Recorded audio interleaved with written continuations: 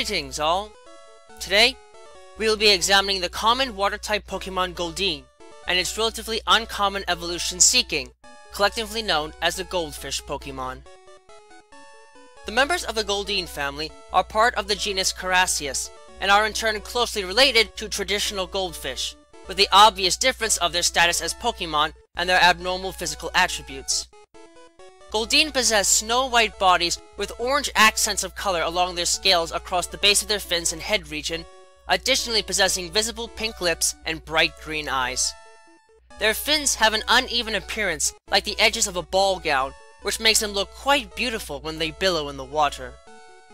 Their most prominent feature is their large horn, which is larger in males than in females, and is made of and subsequently colored like solid bone, serving as their primary means of offense in most cases.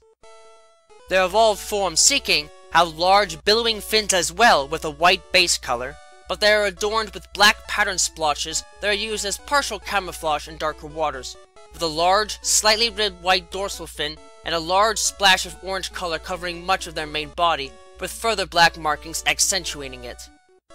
Their lips remain a bright, fleshy pink color, but their eyes are a deep black, and the horn they possessed as Goldeen has enlarged to act as a better weapon for both defense and offense, with the sexual dimorphism observed in Goldeen still being present.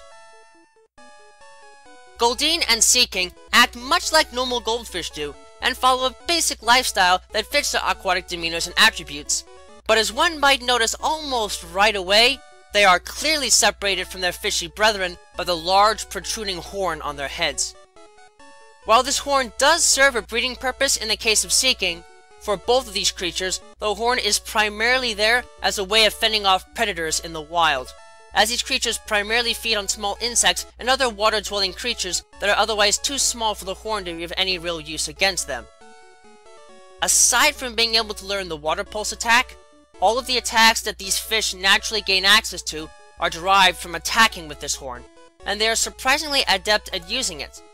This is primarily because these creatures possess powerful fin muscles that allow them to thrust their bodies at a speed of 5 knots through even the most turbulent of waters, enabling them to strike with powerful attacks like Mega Horn very late in life, and, in the case of Seaking, combining with the oily fat in their bodies to create a toxin that translates into a decently potent poison jab attack.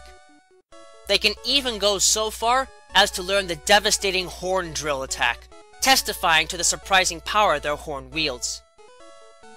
While they are often admired for their beauty, keeping these creatures in aquariums is usually a difficult task, as both of these fish prefer to live freely in ponds and rivers, and can and will puncture all but the toughest of glass with their horn in order to escape confinement.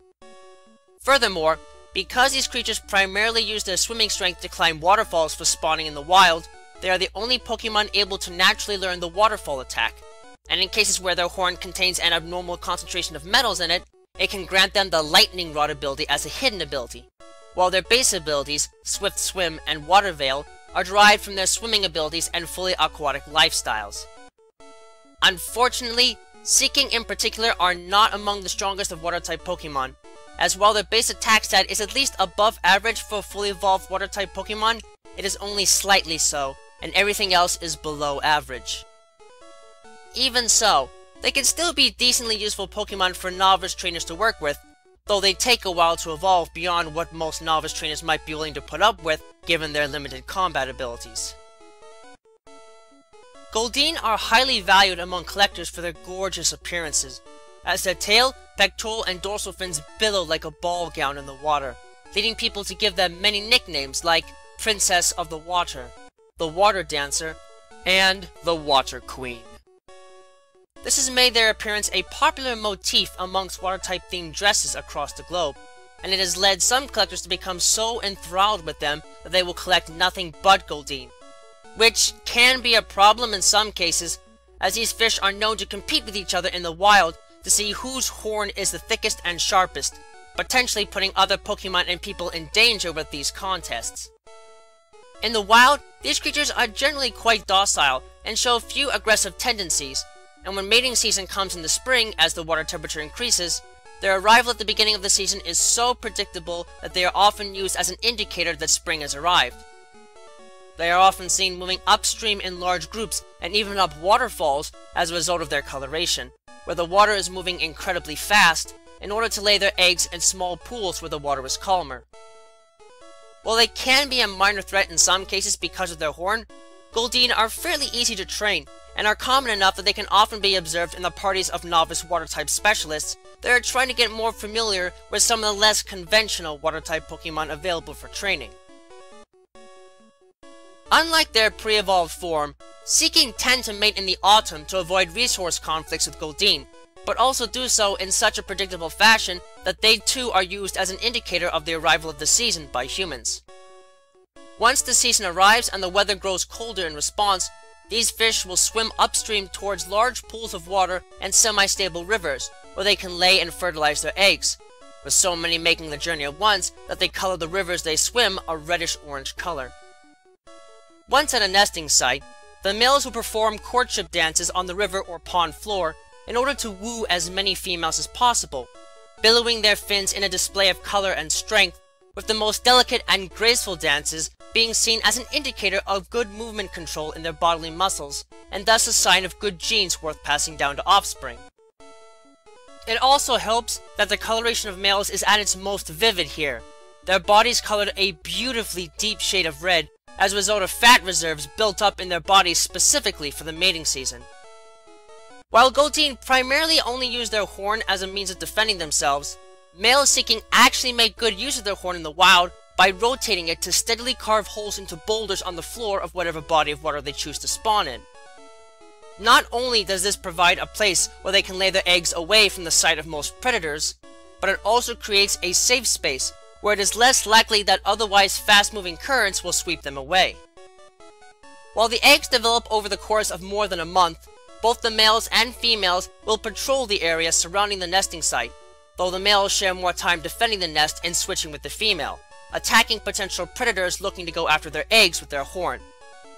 In most cases though, it is actually the adult Seaking that the predators will target as a better and more nutritious alternative. Such an act is usually not a great idea until near the end of the breeding cycle, however, as the extra fat that the males survive off of as they patrol the nests give them a nasty, oily taste until it is reduced to normal concentrations. It is lastly and interestingly noted that these creatures do have their fans much as Goldeen do, but they seem to be sharply divided into those that admire their fins and those that admire their horn. And sadly, the two groups rarely get along, and often bicker with each other about what part of the body is more appealing. Though they might not be among the most dangerous of water-type Pokemon, Goldeen and Seaking are still beautiful fish that can definitely dazzle the vision of any admirer that watches them long enough. Their lack of conventional water-type offenses for the most part can make them a challenge to work with early on, but their reliance on physical attacks above special ones can help them occupy a niche that not many water types can always fill effectively. If you're looking to have one more as a pet than a partner in battle though, make sure to buy the strongest aquarium glass that you can, and don't skimp on anything. They might be wonderful to look at, but if you keep them in a cramped space for too long without the right reinforcements, all of your expenses might go right down the drain if they decide to break out, only to find that there isn't a survivable body of water to swim to on the other side.